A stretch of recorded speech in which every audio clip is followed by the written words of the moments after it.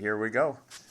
We're up and running. We are running. There's nobody can find us. No one can find us. No call in this week. It should have gone straight to Facebook. We're broadcasting live now. The problem is that everybody's got to get their face real close to the input here. Anyway, so we talked a bunch of stuff on the webcast earlier about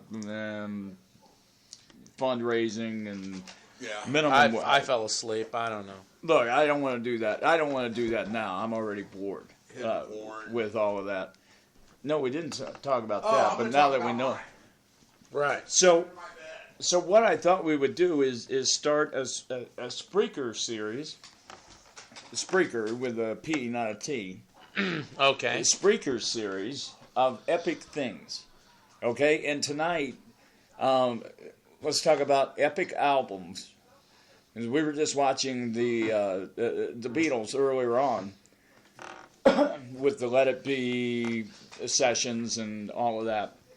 So, what are the epic albums if you had to disappear somewhere, and you got 5 albums you could take with you, and an old record player or a new record player, hell, it doesn't matter. What would you take with you?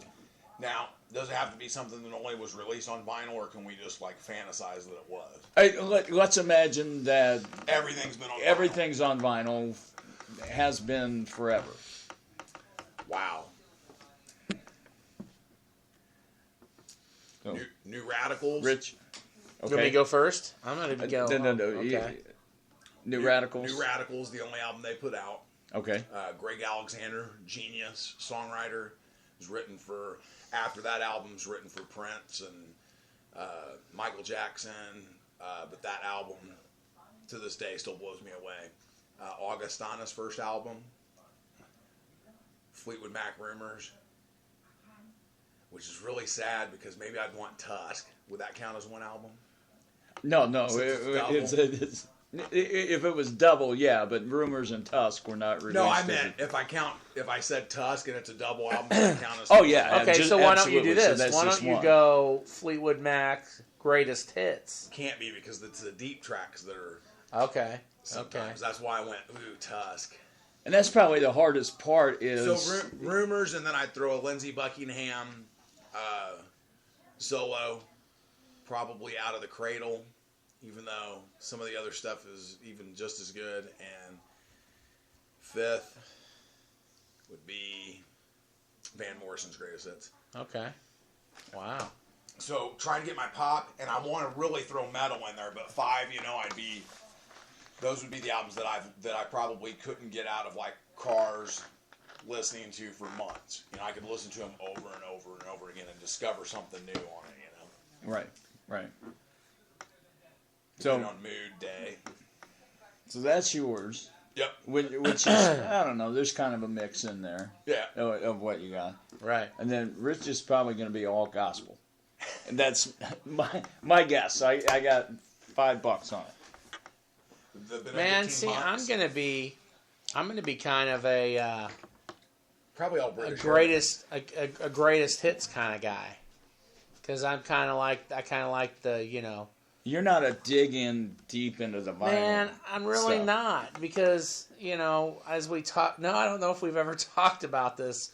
There was a time that I wasn't allowed to listen to rock and roll music. We did talk about forwards. Right. We've talked about that. You could hear it backwards. I couldn't listen to it back. If I listened to it backwards, then it was even worse. Oh, okay. I got it. So I mean, there was a dark period, kind of like the dark ages of my life, where there was absolutely no rock and roll music. Right. It was like my house was like Footloose. That town in Footloose. All right.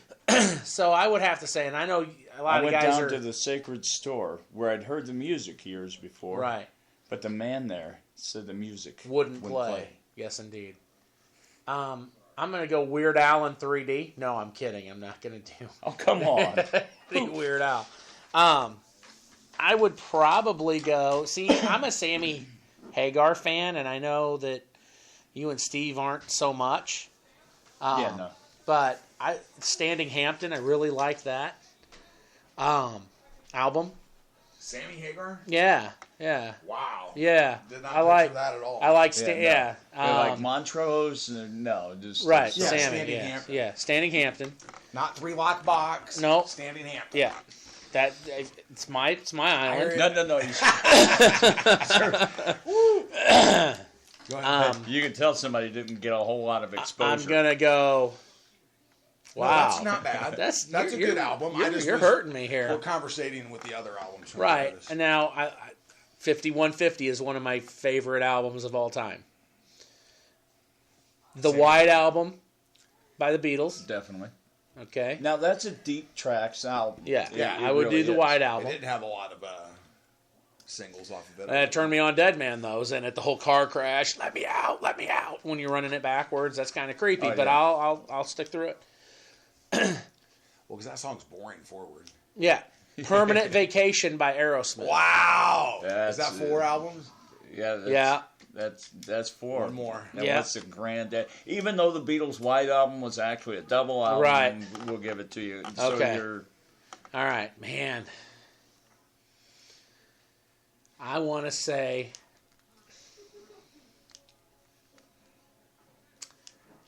Back in Black, AC/DC. Oh, those are nice perfect. choices. Yeah, perfect choice. That's 80s really hair good. bands. Yeah. Yeah. Except for Beatles, but they had hair. Right. They had a lot of hair. Yeah, They the started White the Album. trend. I guess. Yeah. I mean, man, there's so much other music, but I mean, 5. If I'm picking 5, But you gotta pick and that's 5. right. I mean, It makes man, it you got tough. Supertramp, Breakfast in America. That's a great album. Yeah. What do? You got so many Cars albums that I liked that were good. They only put out 2 albums, didn't they? Oh, never mind. Yeah. I forgot they were around for a really long time before Heartbeat City. Yeah. Yeah. Well, they were actually. Everybody About bought 10 their years everybody before bought that. their greatest hits Right. after Heartbeat City, Right. and was like, "What? The Cars had a whole bunch of other albums, And it was, and the songs And it was were good. You're right. Yeah. They were good. If anything, they might have been better than Heartbeat City. All right, what's yours, Dan? So mine, definitely Johnny Cash at Folsom Prison. Right. Just an iconic album. I mean, if you don't have it, you don't have it. Then I think you're taking the White Album to your. I think I'm gonna have to take Abbey Road, the Beatles' Abbey Road. Another deep track, with second me. side. Just a great, the whole damn thing put together. She's So Heavy. Yeah. I mean, The whole jam awesome. on the second side. Yeah. Just a medley of. Oh yeah, that's awesome. I'm talking about it like you can flip a CD over. Right. right. Huh? Never heard of that. So we got Johnny Cash, and then we got the Beatles, and then trying to think what else I wore. Just about every Beatles album, I would wear them out. Not so much the early stuff. Once I really started listening, I mean, the poppy stuff was good, but you get into when they really, started spreading their wings musically, and you find some really good stuff. But so those, and I think the Nitty Gritty Dirt Band's Circle 2, the follow up to obviously Circle 1. But I think that was probably one I could sit down and listen to, every track on that. And then John Cougar Mellencamp's Scarecrow. Now, see, One of my favorites. You say that, and I was just thinking John Cougar, American Fool. I was just thinking that in my head before you said that. That's really good, but that Scarecrow's good. Is where he said, screw you record guys. I'm Mellencamp. And then everybody like, what the hell, how do you spell that? So, but that, from the time you put down the needle until, the time you got it wore out, it's just great stuff. And then probably number 5 is, and I'm sitting here like you guys, man, how do you pick? I got all these other ones that I can think of, but Bruce Springsteen's Tunnel of Love, I think, is the one I would take. Right, I was thinking about Born in the USA, but there's some stuff on there that I've heard enough of, But that Tunnel of Love has got some, and again, it's for those tracks that are down inside of there, Right. You and I used to listen to albums in their entirety because for years it was hard for me to hear a song and not immediately think of the next song. Oh, right. That played, and and it was because we did that, and there's a lot of music out there. But now I'm real bad with the digital ages. Caused me to be schizophrenic in my listening choices. I don't hardly sit down and listen to whole albums anymore, which is not necessarily a bad thing, but I miss out on some of that other stuff, and it's very nostalgic to pull out a CD and listen to the whole thing beginning to end, because I'll be like, man, I forgot about that song. I really, really, it brings back a time and a memory. So it brings back a memory of a time in my life, usually, when I was listening to that. Right. And I discovered that song, because usually music impacted me in that manner. I didn't pick none of my alternative grunge bands. Those are definitely emotion-driven music. I love when I can I've seen some of those bands live, too, and I love the fact that I can feel their energy in that creation process and feel it on the stage. The bands that I picked that I would take the albums with me, that was because I could feel that without seeing them live, It's a different it's a different transfer of energy between the artist and the user, I think. Well, some of those you would lose that feel live. Right. So, and I'm thinking about, the choices that I made. There was stuff in studio, especially Abbey Road. There's stuff in studio that, obviously they couldn't pull off live. Right. And, it's one of those things where, man, this is a great album. Then you go see it live, you're like, what the, who is this? And, looking at going 5 albums, all right, there is so much on the periphery of that, because, you and I do the same thing. If I hear an artist, and maybe it's just a particular song for an artist, then I start heading down that rabbit hole. So we might go from, I might go from Johnny Cash to Waylon Jennings to the Allman Brothers to Rolling Stones, to The Who, to, and then work my way all the way back up, through music. It's crazy how, but that's how we always did it, sitting around, throw a record on and, let it spin, and you go, man, this sounds like this. I'm going to pop that one on, and, Cassettes were even more fun, because you have to fast forward. Get the spot. Get the pencil out. Song.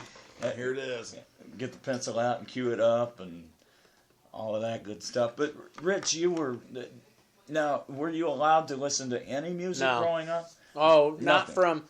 Like the Statler Brothers and things like that? No, because my mom they listened to music wasn't a real big deal in my household when I was a kid growing up. I mean, because they didn't have they had a stereo, and somebody broke into our trailer, and they were robbed, and so their stereo was stolen. So we didn't have any music in the house for a long time anyway, and then the music that it was like Kool and the Gang. It was like KSLQ type pop top 40 music that was on my mom's FM radio in the car. Right. That time frame. And like Hall & Oates and that sort of music. Right. And so it was whatever. But then I think I was in third or fourth grade, and my mom got this cassette tape from the Peters Brothers, and the Peters Brothers were on this crusade to burn all the rock and roll albums in the world, and people were bringing their Kiss Alive and Kiss Alive 2 albums, and they were throwing them in these burning barrels, and they were playing all this music backwards, and it scared me half to death. It scared, as a little kid, I thought, the devil, horns and pitchfork and all. Right. He was hiding, and I remember when my mom and I left my mom's friend's house where we sat and listened to that cassette tape, and then we got in the car and she started it up and the radio was on. We couldn't, we fought over who was going to turn it off, because we thought that, Satan himself was going to come out of the speakers and, possess our souls. It was really crazy. And then I couldn't even, like, at the end of music class, whenever somebody gets pick a record to play, I had to leave. My mom wrote a note and said that our religion keeps us from listening to rock and roll music. Oh, wow. Yeah, and so I would, so I was that weird kid that couldn't listen to music, That weird guy. You've ever seen the movie Detroit Rock City? No. You got to get it because that mom is. She's like, yeah. You gotta see it. But then when I was in 6th grade, and I was in Dale Emmerich's class, and he listened to the radio, and so I just didn't tell my mom that the radio was on because I wasn't gonna be the pariah that made him turn the radio off. And then she ended up buying me a Walkman, and I started listening to music at that point. Life changed at that point because Hot Hit Videos was on Saturday night, and then. MTV, we got cable and MTV was on. I remember the very first music video I watched. It was when we got cable. It was Time After Time by Cyndi Lauper. And I'm like, man, why couldn't it have been something, awesome, like some Whitesnake or something, but instead it was Cyndi Lauper. But see, it could be, but you just told us what it was. It could have been anything. It could have been. I think Rich having some deprivation there has him have better memory of that too, because I don't think I remember as much. I was always around music. I can remember discovering Jim Croce, the Beatles, discovering those bands on my own. And I know I was young enough. I had to be 5 or 6 years old. I was young enough that I couldn't comprehend that Jim Croce was dead, and that there was still music on the radio. How was that happening? I couldn't comprehend that stuff. How the Beatles, they were broke up. Right. And I'm like, how this is music. I'm buying their record now. How are they broke up, Right. But so I'd always been around music. I think the very first, but I can't remember the first music video. I can't remember. And I remember I can remember really. I remember all the 80s first bands. I remember the first record. 45. I can remember stuff like that. But the kid that lived across the street from me, his name was Mike. His dad would bring home 45s for him, and I went to his house, and it was Billy Joel, It's Still Rock and Roll to Me, was the very first 45 that I can remember listening to. I didn't get into Billy Joel until later, and then I got out of it just probably about as quick as I got into it. Yeah, you got into it pretty hard, though, because some of the stuff, it was right around the time. Some of it. Was it a Garth Brooks correlation too at the same time, maybe, that you went back and listened to Billy Joel? Or? A little bit, yeah, I think so. So, because I kind of remember that time frame, and I wasn't a fan of the late Billy Joel, the last couple albums, River of Dreams and stuff like that. But see, I did some, I don't know, musically, I never got into. I like some of the grunge stuff, but not. I'm not fully there. Some of the metal stuff, but I'm not a metalhead, But I think I started listening to country music about 19. Well, we'd grown up. We dabbled too. Grandma and Grandpa listened to that. We watched Hee Haw every friggin' week, and so we would easily go from an Aerosmith album to Randy Travis to Dwight Yoakam. To Loggins and Messina to the Beatles. So you've been listening to country, on your own. Yeah, quite some time. It's been like 86, 87, somewhere in there, that I started, I chose it. It wasn't just on. And it wasn't what they considered new country in the mid '80s, which would be like Randy Travis. It was like still old country. Is that what you? No. It was the newer stuff. Oh, okay. So Dwight Yoakam But he knew the classics, whereas I might not have known Waylon Jennings. Okay. Right, because I'd grown up with that being on the Don Williams and all those guys. They're butt ugly, but they can sing. That wasn't the thing. It was about how you sang. It wasn't about how you looked. And then, kind of one of those things was it 88, 89 when Garth Brooks came on. He came on slowly, but he was a great live performer. before he ever really took off as as a radio performer, and then it just kind of hit about the same time, and the rest is history with that. And then everybody started jumping in after that. So, but do you go back to the roots of it and say Cash was breaking ground a long time ago, Jerry Lee Lewis, all those guys, and then how did that all branch out? Elvis Presley, and it's just kind of a weird thing. I love going to Memphis. There's just something great about Memphis in May is coming up, sometime in May. But, it's right around the corner. I want to go, but I don't want to go. I want to go for the music, but I don't want to go. I don't want to be around the people. Right. If I could just sit in a hotel room someplace with the window open, pulling in all the music, it'd be great. But I like people, but I'm not a big fan of being up somebody's ass.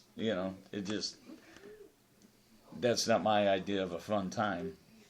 Either drunk or sober, it was never my idea of a fun time. But music has always been that stuff. There's always something different. I just came across, because I watch the show Justified all the time, this, I can't even remember what they call it now. This, it's like a hillbilly rap stuff. I have no idea. But it's really cool, and if you ever watch Justified, just the opening song to that, they put a soundtrack together for that. It's awesome. Hillbilly rap made me think of that rapper video you posted about the Christmas stuff. That was the most hilarious rap song I ever heard. Oh, was it Krispy Kreme? Krispy Kreme. Yeah, and Moneymaker. But his name was something else on it's there. Froggy Fresh Froggy now. Fresh. Yeah. Because I went back and watched some of that other guy's videos. Oh, and he is hilarious. yeah. I am the baddest of them all. Yeah, it's... Oh, Yeah. So, Mary, good stuff. 5 albums, you're stuck on a desert island. All you got is 5 albums and a record player. What are you taking with you? It has to be LP. No, I mean... Well, it could be... Imagine that it's released on LP. Okay. All right, number Beatles, 1. What album? I'm trying to... I'm trying to think of which one. Yeah. Okay, so I got Abbey Road, and he's got the White Album. Oh, easy, then I'll take Rubber Soul. Good choice. Good choice. Good choice. Yeah, 4 more. Janis Joplin, Pearl. Good.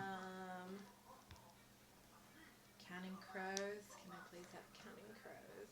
Good one. Which one? Satellite. Is it? Or no, Ghost. I wanted the... Oh, the Greatest Hits? Yeah, and then I'd have to have 2 then, so Hard Candy has to be the other one. Darn, and 1 more.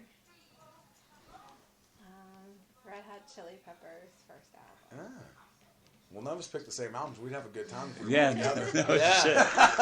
You'd be like, hey, I hear something on the other side of the island. Right. I forgot about Rubber Soul. That is a good It's great. deep cut. That and Revolver is a great deep cut as well, Was Revolver their last? No, they recorded Let It Be.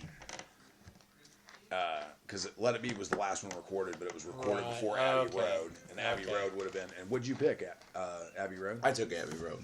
Even though Let It Be does have some good deep track stuff. Not as much I know what you're talking about. There's some good... It sounds better in that... through the anthology release of it, That's the only way I think I like most of those is through the anthology release. Does that make sense? Yeah. In fact, I like Abbey Road, but I like it. that'd be what I would take if I could take the I big would box, take all, of that anthology. It's an awesome collection, but it is kind of tough to pick because I was thinking I left out all the Bob Dylan stuff. Oh, yeah. I thought of Springsteen, but I really would rather have a Lindsey Buckingham solo album than Springsteen just because Fleetwood Mac would make me want to hear that. So it goes back to how we've worked our heads with the digital music. As soon as I started naming something, I'm immediately thinking of what I would want to listen to next. Oh, right. So, Rumors would be too short and not enough Lindsey Buckingham. That's why I was leaning towards Tusk a little bit, but then there's just some great crap on Rumors, Yeah, and the flow of that, the way that album goes. All I could do without Songbird. They could take that song off of there. Songbird. I hate it. I do. Songbird. Yeah, no. But listen to that one backwards. Yeah. So talk about backward stuff. ELO. You know, it'd be tough. It'd be tough to go anywhere without any. Speedwagon.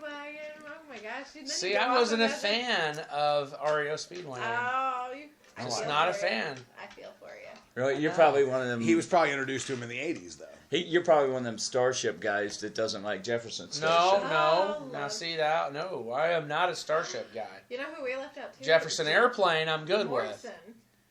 Doors. After you go the Doors. And then the Doors. I don't know. Rolling, we didn't get any Rolling Stones in there. No.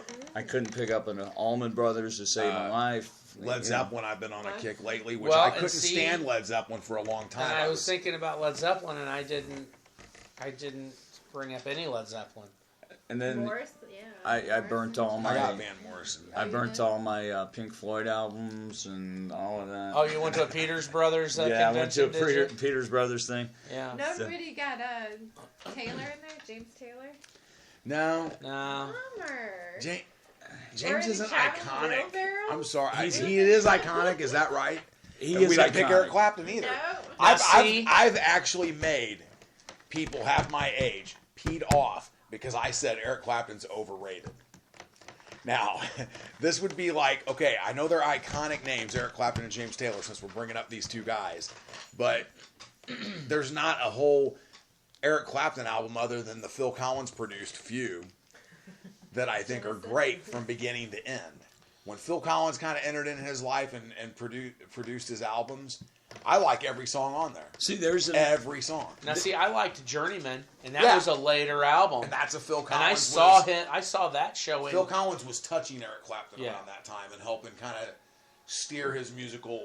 So that journey. Passed away. Somebody else died in that from Eric Clapton's band, but I don't remember who it was. And man, it was just. It was a great bluesy just August guitar was the album crying. right before that. Yeah. And Journeyman was the next one, and then what was after that? In fact, I think the day my son was born or after, there's a picture of me on Facebook. I'm holding him, and I've got that Journeyman concert T-shirt on. Yeah, just saying. Interesting, but you brought up Phil Collins, which takes me to Genesis. Yep. In which you go before Peter Gabriel or after Peter Gabriel, and then what about takes you to Peter Gabriel? Solo Peter Gabriel, and then Clapton always brings up that he wasn't in Traveling Wilburys. What about Traveling Wilburys? And then you got Tom Petty's soul, and then you're gonna make me. I'm gonna wait. Roy Orbison. And then how cool was that video after Roy Orbison died? And they're playing, and the rocking chair is empty. And the guitar sitting in the rocking chair. Yeah, that was classic. Absolutely. So there's a lot of music. There is a lot of music, and if you just, like you said, we just kind of follow that around in circles. And Mary's a hell of a lot younger than the rest of us. So she's got what fit into. She picked Pearl. Yeah, well, that's true too. But Rubber Soul. That's while her and her mom were smoking pot. They My listen. They listen to Janis Joplin. Her mom made brownies out of it. That's right. Wild parsley. You shouldn't smoke. But you should probably eat. Oh wow, we are like out of time. Right on the on the button here. But anyway, I want to thank you all for listening to the Spreaker. We'll catch you next week on Blog Talk. Yep. And maybe the Spreaker as well. Who knows? People simulcast at the same time. We can simulcast. And if you got your own opinions on the 5 albums that you would take and why we are such jerk-offs, you can post them on Facebook after you get done listening to this. All right, we'll see y'all next week on the Epic Coffee Time We'll hear ya. Media Extravaganza. Hey, Spreaker would be a good idea.